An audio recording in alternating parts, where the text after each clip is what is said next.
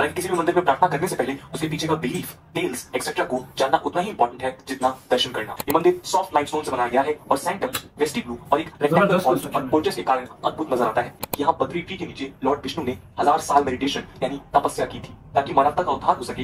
Architecture देखो आज ऐसा कोई भी आर्किटेक्चर की नहीं बात कर सकते, वो तो मतलब आखिर हो गया ना, एंड हो गया। इस जैसा आर्किटेक्चर आज किसी भी आप इंजीनियर को दे या दुनिया की टॉप की कंसल्टेंसी फर्म्स को दे तो वो इस तरह का एज इट इज नहीं बना सकते। उन्होंने बड़ा स्पेसिफिकली मेंशन किया ये इतने फीट है, इतने मतलब वो कोई बुक्स में मेंशन है डेटा या आप लोगों ने कैलकुलेट किया है कि हाँ इस साइड पे इतना लोड होगा, इतने टायर होंगे, तो वो मैथमेटिकल जो डेटा होता है टेक्निकल वो आप लोगों ने बनाया है या इसका कोई रेफरेंस है?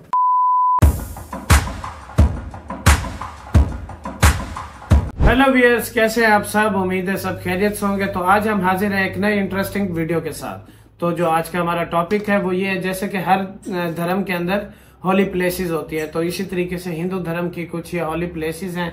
जैसा कि हमने लास्ट एक वीडियो में हमने किया था जगन्नाथ टेम्पल का, तो उसको बड़ा हमारे व्यूअर्स ने लाइक किया था, का भी किया था बिल्कुल। तो आज हम इसके ऊपर एक रिएक्शन देंगे, तो वीडियो को शुरू करते हैं और उसके बाद हम इसके ऊपर डिस्कशन करते हैं। तो हमारे साथ जुड़े रहें, वीडियो को हम स्टार्ट करते हैं। शब्द का ओरिजिन लैटिन वर्ड टेम्पलम से हुआ है, जिसका मतलब होता है रिलीजियस और स्पिरिचुअल रिचुअल्स और एक्टिविटीज जैसे प्रेयर और सेक्रीफाइस के लिए रिजर्व स्ट्रक्चर। हम अक्सर टेम्पल्स में वर्शिप करते हैं पर बेयरली उसके सिग्निफिकेंस को जानते हैं। हालांकि किसी भी मंदिर में प्रार्थना करने से पहले उसके पीछे का बिलीफ, टेल्स एक्सेट्रा को जानना उतना ही इंपॉर्टेंट है जितना दर्शन करना। इससे वर्शिप और ज्यादा मीनिंगफुल हो जाती है। भारत में मेजोरिटी हिंदुइज्म या हिंदुइज्म से डिराइव सेक्शंस और बिलीफ्स पर फेथ रखते हैं। यहाँ हिंदुइज्म, बुद्धिज्म, जैनिज्म और सिखिज्म का उद्गम हुआ है। आज का वीडियो दोस्तों हिंदुइज्म में होली साइट्स माने जाने वाले 4 धाम यानी नॉर्थ में बद्रीनाथ, ईस्ट में जगन्नाथपुरी, साउथ में रामेश्वरम और वेस्ट में द्वारिका पर डिस्कशन है। हम इन चारों धामों को एक एक करके डिस्कस करेंगे और हिंदुइज्म में इनके अनकंपेरेबल और इनसेपरेबल इंपॉर्टेंस को जानेंगे। ये 4 Holi and honoured shrines Indian सब कॉन्टिनेंट के 4 कार्डिनल पॉइंट्स पर लोकेटेड हैं, जो माना जाता है कि लॉर्ड विष्णु द्वारा इंटीमेटली पसंद किए जाते हैं। ऐसा कहा और माना जाता है कि लॉर्ड विष्णु रामेश्वरम में स्नान करते हैं, पुरी में भोजन करते हैं, बद्रीनाथ में मेडिटेट करते हैं और द्वारिका में आराम करते हैं। इसलिए इन जगहों को 4 धाम कहा जाता है। इन चारों धामों को शंकराचार्य जी ने 8th सेंचुरी में स्टैब्लिश किया था। धाम का अर्थ है एक सेक्रेड प्लेस। चलिए एक एक करके इन धाम को डिस्कस करते हैं। नमस्कार दोस्तों, मेरा नाम है आदर्श और स्वागत है आपका स्टडी IQ में। जगन्नाथ मेजेस्टिक जगन्नाथ टेम्पल पुरी ओडिशा में लोकेटेड है। ये एक कोस्टल टाउन है जो हिंदू रिलीजन में एक पिलग्रिमेज साइट है। ये मंदिर लॉर्ड जगन्नाथ को समर्पित है, जो विष्णु के ही एक फॉर्म है। ट्रेडिशनल अथॉरिटीज के मुताबिक स्ट्रांगली माना जाता है कि ये टेम्पल ह्यूमन सिविलाइजेशन जितना ही पुराना है। लॉर्ड जगन्नाथ की हिस्ट्री ऋग्वेद के एरा तक जाती है। इस टेम्पल में 3 भगवानों की प्रतिमाएं हैं। यहाँ पर्टिकुलरली चूजन नीम दरू के पेड़ों से हर साल जगन्नाथ, बालाभद्रा और सुभद्रा की मूर्तियां बनाई जाती हैं। ये ट्रिनिटी एक साथ मंदिर में स्थापित रहते हैं। जगन्नाथ दोस्तों यूनिवर्स के लॉर्ड माने जाते हैं। तीनों मूर्तियां मंदिर के सैंक्टम में रत्नाबेदी पर स्थापित हैं। यहाँ रोजाना महाप्रसाद लगाया जाता है। दोस्तों लॉर्ड जगन्नाथ को ऑफर किए जाने वाले 56 भोग को महाप्रसाद नाम दिया गया है। ये भोग पहले लॉर्ड जगन्नाथ को दिया जाता है, फिर माँ बिमला को। महाप्रसाद 2 तरह के होते हैं, एक संकुड़ी महाप्रसाद और दूसरा सुखीला महाप्रसाद। ये मंदिर के ही किचन में तैयार किया जाता है। दोस्तों आपको जानकर हैरानी होगी कि भोग बनाने के लिए 250 अर्दन ओवन्स यानी भट्टी के साथ 32 रूम्स इस्तेमाल होते हैं, जिसमें 600 कुक्स काम करते हैं और 400 असिस्टेंट्स सर्व करते हैं। यहाँ दोस्तों सालाना रथ यात्रा ऑर्गेनाइज की जाती है। ये एक फेस्टिवल की तरह होता है। जगन्नाथ टेम्पल में मौजूद तीनों मूर्तियों को सालाना मंदिर से गुंडीचा टेम्पल तक यात्रा करवाई जाती है। इस कार्यक्रम के लिए एक बहुत मजबूत और विशालकाय रथ तैयार किया जाता है। इस चैरियट का नाम नंदी घोष है, जिसके 18 व्हील्स होते हैं और करीब 45.6 फीट हाइट होती है। वहीं लॉर्ड बलराम का चैरियट तला ध्वजा कहलाता है, जिसके 16 व्हील्स होते हैं और हाइट 45 फीट होती है। सिमिलरली गॉडेस सुभद्रा के चैरियट का नाम देवा दलाना है, जो 44.6 फीट का होता है। इसके बाद अगला धाम है रामेश्वरम। दोस्तों ये मंदिर माइंड बॉगलिंग आर्किटेक्चर और स्पिरिचुअल सिग्निफिकेंस के साथ तमिलनाडु में लोकेटेड है। इस पे हमने पहले देखी थी, लेकिन इतना डिटेल से प्यारा नहीं था दिखाया। लॉर्ड शिवा को डेडिकेटेड है। मान्यता के मुताबिक ये मंदिर लॉर्ड राम ने लंका पर आक्रमण करने और राम सेतु के निर्माण से पहले बनाया था। ये मंदिर 4 धामों में से तो एक है ही, पर ये 12 ज्योतिर्लिंगों में से भी एक ज्योतिर्लिंग माना जाता है। यदि आपको एंशिएंट आर्किटेक्चर में दिलचस्पी है तो यहाँ आपको मंदिर की प्राचीन बनावट, पिलर क्रेविंग्स और कॉरिडोर्स देखने में आनंद महसूस होगा। यहाँ शिवलिंग लॉर्ड राम ने स्थापित किया था, पर सदियों तक कई रूलर्स ने यहाँ कंस्ट्रक्शन करवाए हैं। शिवलिंग के अलावा यहाँ की खास बात है कि यहाँ 22 होली वेल्स हैं, जिन्हें कुंड कहा जाता है। ये कुंड ऐसा माना जाता है कि पवित्र जल से भरे हैं और मनुष्य यहाँ अपने पापों का प्रायश्चित कर सकता है। ये एक तरह से मटेरियलिस्टिक जीवन से आए रिग्रेट्स, गिल्ट, सिन से मनुष्य को रेस्क्यू कर सकने की शक्ति वाले कुंड है। यहाँ डिवोटीज लॉर्ड शिव और लॉर्ड राम की पूजा करने गैदर होते हैं और सेक्रेड वाटर में डुबकी लगाते हैं। महाशिवरात्रि यहाँ बड़ी धूमधाम से मनाई जाती है, पर लॉर्ड राम के शब्दों को रिस्पेक्ट देने के लिए आज भी लॉर्ड शिवा की पूजा पहले की जाती है ना। इसके बाद हम चलते हैं द्वारका की शरण में। गोमती क्रीक में लोकेटेड द्वारका का मंदिर दोस्तों जगत मंदिर या त्रिलोक सुंदर भी कहा जाता है। माना जाता है कि मंदिर ओरिजिनली लॉर्ड कृष्णा के ग्रेट ग्रैंडसन वज्रनभ ने 2500 साल पहले बनवाया था। ये ग्लोरियस स्ट्रक्चर हुआ नजर आता है।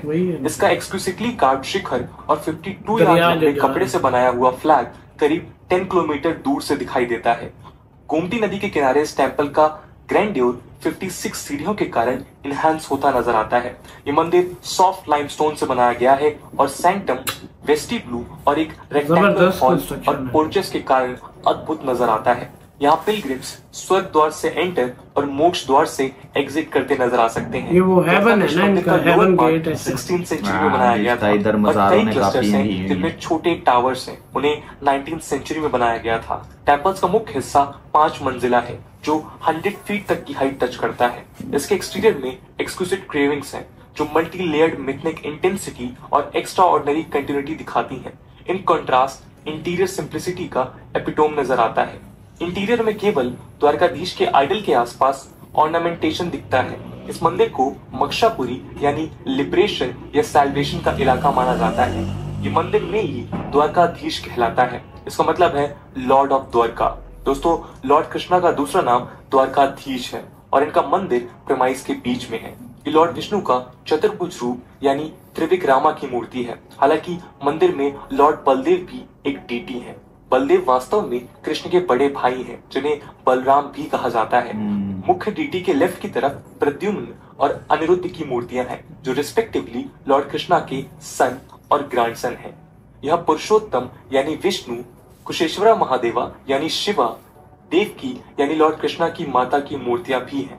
यहाँ राधिका जी, जम्बूवाटे जी, सत्यभामा जी और लक्ष्मी जी भी विराजमान हैं।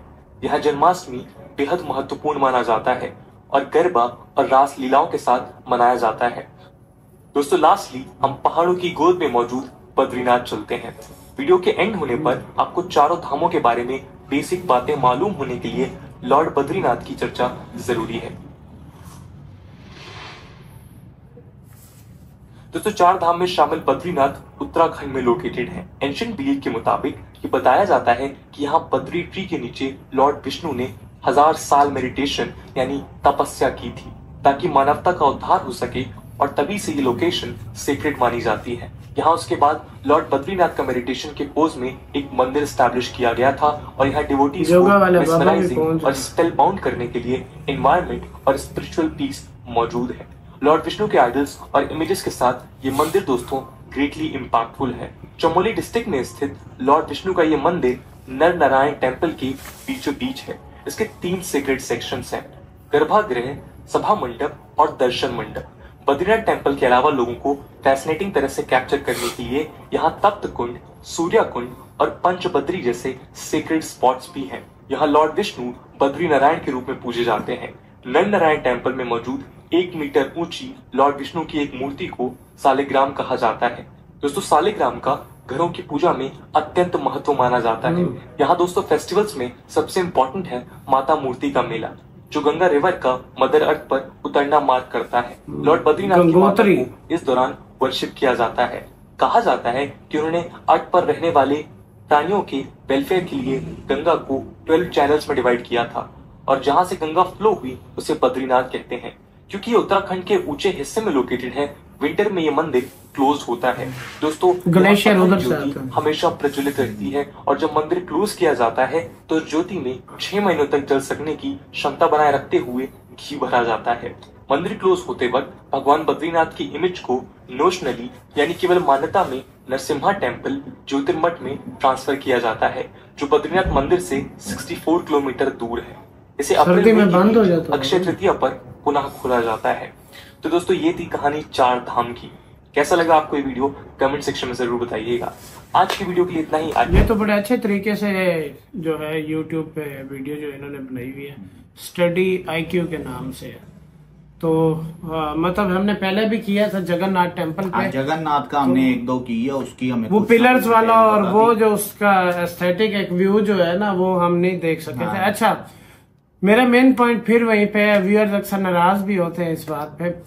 सारी हॉली प्लेसेस सिर्फ इंडिया के नॉर्थ साउथ ईस्ट वेस्ट में, मतलब एक मेरा ये व्यूअर से सवाल है, मैं इस पे मतलब कोई तनकीद नहीं कर रहा हूँ। ये था ना, ये आर्य समाज का वो है जो गढ़ है ये एरिया। हाँ, जो मुझे पता है ये आर्य समाज का मजहब है जो इन्होंने मतलब धर्म को बनाया था वैदिक टाइम और वैदिक कल्चर में ना। ठीक ये है, सारा जो वेद लिखे गए, आपकी बात ठीक है, तो लेकिन जो बाउंड्री इन्होंने इंडिया की आपकी दी हुई है, पाकिस्तान को निकाल के सिर्फ उसके अंदर 4 ना वो पाकिस्तान में है। पाकिस्तान में देखो भी मेरी बात सुनो, मेरा पॉइंट समझे कि मतलब पाकिस्तान में भी है हिंदुइज्म बहुत, तो उसमें मतलब पाकिस्तान वाली साइड पे भी होंगी और इधर इस साइड पे भी कजाकिस्तान, किर्गिस्तान, उज्बेकिस्तान में भी होंगी। ये व्यूअर्स हमें बताएंगे, या पीछे रशिया तक आप चले जाए। लेकिन इस टाइम जो 4 इनके वो क्या बता रहे थे, 4 दाम के अंदर सिर्फ वो इंडिया की बाउंड्री वाले आ रहे हैं। इसकी क्या लॉजिक है?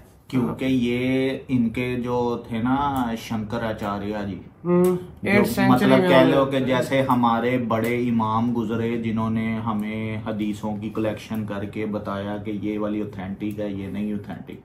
वो मतलब नबी के दौर में तो नहीं हुआ, वो बाद में एक इमाम आए उन्होंने स्टडी किया उसका। शंकराचार्य जी के कितना टाइम पहले? शंकराचार्य जी 8वीं सदी के पर्सनैलिटी। तो फिर तो वो मतलब 8th सेंचुरी उनको नॉलेज था कि मतलब बाद में ये इंडिया हो जाना है और ये बिल्कुल अलग हो जाना है, और इसी के अंदर उन्होंने 4 प्लेसेस जो है 4 धाम जो है वो उन्होंने दिए।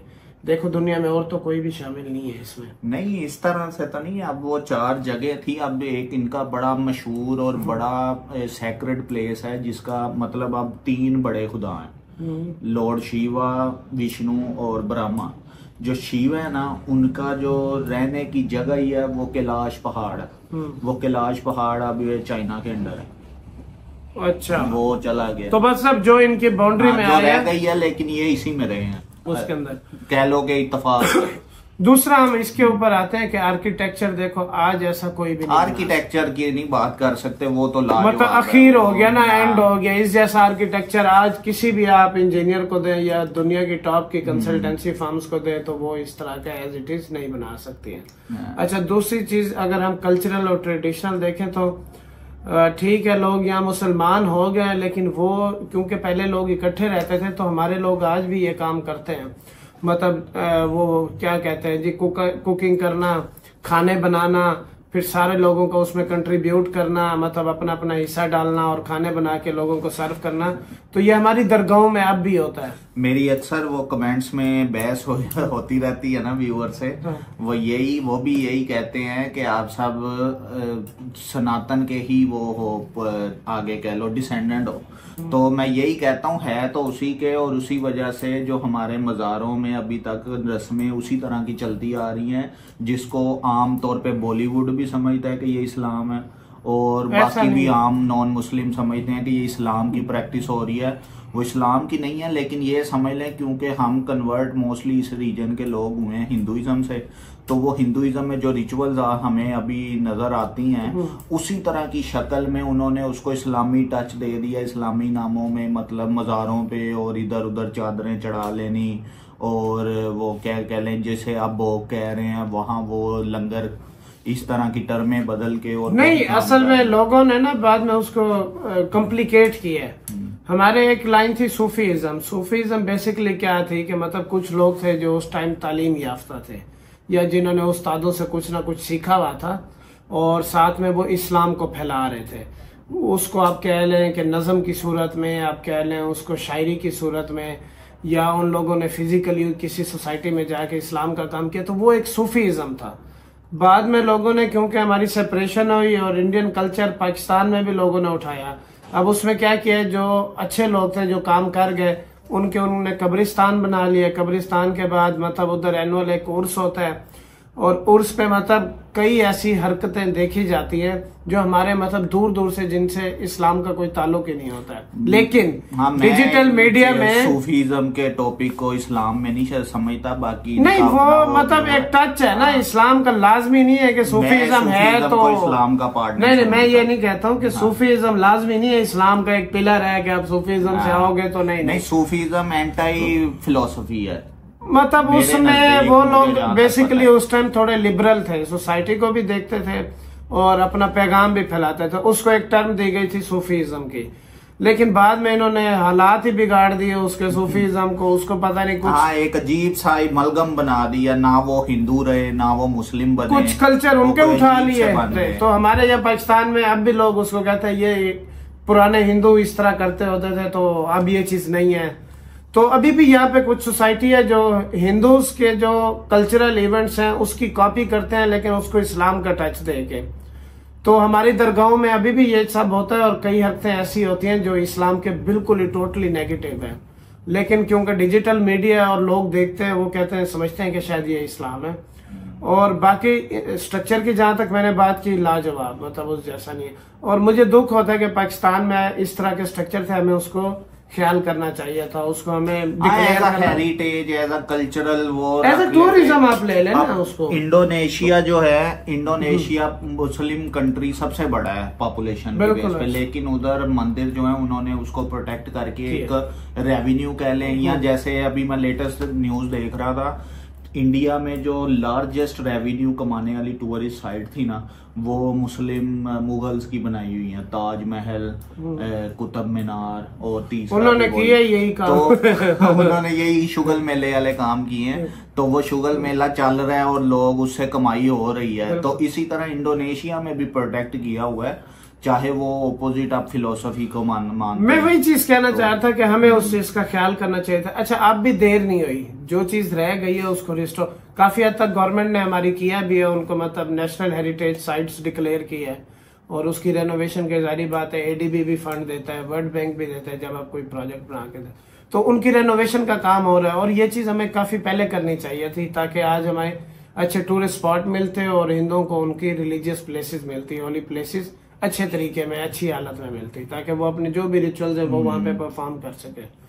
और माइनॉरिटी को अपना वो जो भी है, मतलब कोई भी तबका है, वो अपनी प्रैक्टिसेस करे। हाँ, उसके। और जब तक मेरा व्यूअर से क्वेश्चन है कि इसमें कुछ बताया गया है कि मतलब किसी गाड़ी के 18 व्हील हैं, किसी के 16 व्हील है, अच्छा हाइट उसकी 45 है, किसी की अच्छा ये किस उस बेस पे है ना, मैं व्यूअर से ये पूछना चाहूँ, आया उसकी हाइट उस पे है कि मतलब अगर ये गाड़ी इस तरह बनाई जाए और जो टायर्स हैं वो वेट की कैपेसिटी पे रखते हैं, या ये कहीं कहीं बुक्स में है, मतलब एक तो हमें ये क्लियर कर दें कि ये, हाँ उन्होंने बड़ा स्पेसिफिकली मेंशन किया, हाँ, ये इतने फीट है, इतने मतलब टायर वो कोई बुक्स में मेंशन है डेटा, या आप लोगों ने कैलकुलेट किया हुआ है कि हाँ इस साइड पे इतना लोड होगा, इतने टायर होंगे, तो वो मैथमेटिकल जो डेटा होता है टेक्निकल, वो आप लोगों ने बनाया हुआ है या इसका कोई रेफरेंस है आपके मज़हब से? तो हमने लास्ट वीडियोस में कुछ में देखा था जिसमें बताते थे कि मंदिर की डायरेक्शन किस तरफ होना चाहिए, उसमें किस तरफ लगना चाहिए, पिलर कैसा होना चाहिए, तो शायद इन यात्राओं के लिए भी जो बनती नहीं है। मेरी बात सुने, पुराने दौर में कौन से मोबाइल होते थे या ये, अब हम बैठ के यही देखती थी, अच्छा ये पिलर है, हाँ यार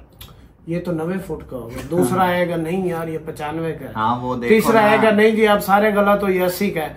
तो वो उस टाइम लोगों के पास मोबाइल नहीं थे, एक दूसरे को टाइम देते थे, गपशप करते थे, तो मेरा ख्याल है उन लोगों ने ये डाटा जो है जनरेट किया होगा।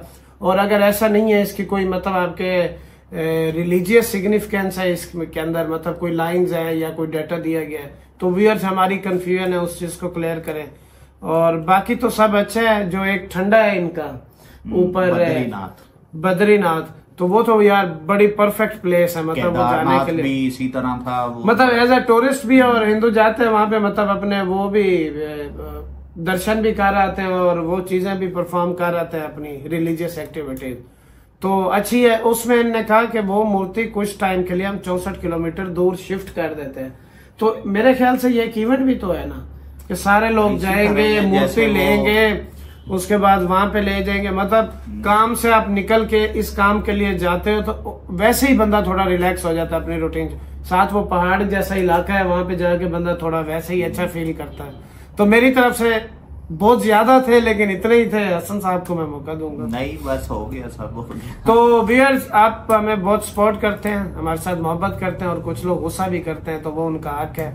और ये सोशल मीडिया है, मतलब सारों को उनका राइट है, कोई अच्छा कहे या कोई बुरा कहे, लेकिन जो हमें बुरा कहते हैं या कोई नेगेटिव बात करते हैं हम लोग उनकी भी रिस्पेक्ट करते हैं। हम रिस्पेक्ट भी और सीखते भी हैं कि कुछ ये होता है ना कि नहीं मतलब आप सारे लोगों को रोक नहीं सकते। हमारी आप देखें ना, अब एक हिंदू खानदान में या हिंदू बैकग्राउंड में एक बड़ा हुआ इंसान, उसकी सोचने की और उसके सारी कैपेसिटी जो है, कैपेबिलिटी, वो अपने पीछे रेफरेंसेस और हिस्ट्री स्ट्रॉन्ग है, वो अच्छे तरीके से वो उस पर्सपेक्टिव में सोचेगा। इसी तरह हमारा जो है, हम मतलब ये है कि हम चीजों को कह लें कि हमें कई बारी आइडिया नहीं होता, ये कह सकते हैं इंटेंशन नहीं होती कि जैसे हम जानबूझ के कंट्रोवर्शियल क्वेश्चन करते हैं या मिस्ट्रीज वगैरह वो कोई बनाने की, मतलब उसको रंग कोई और देने की, जैसे आप कहते हैं कि कोशिश करते हैं, ये नहीं होता। बस ये होता है कि हम देखते हैं कि क्या हमारे जहनों में जो क्वेश्चन आ रहे हैं दूसरा भी वही सोचता है या उनका सोचने का पर्सपेक्टिव किसी और तरह से है। तो बस इसी तरह गुस्सा ना किया करें, और कर भी लेते हैं तो आप लोगों का हक है, और हम सारे लोगों की दिल से इज्जत करते हैं। तो हम सारे लोग आपसे मोहब्बत करते हैं और हमारा कोई नेगेटिविटी क्रिएट करने का मकसद नहीं होता। बाकी आपको जो अच्छा लगता है आप लोग अपने कमेंट्स करते हैं, तो हम उस पर भी आप सबका थैंकफुल हैं, उस पर शुक्रिया अदा करते हैं। तो दोबारा मिलते हैं एक नई इंटरेस्टिंग वीडियो के साथ, हमारे साथ जुड़े रहें।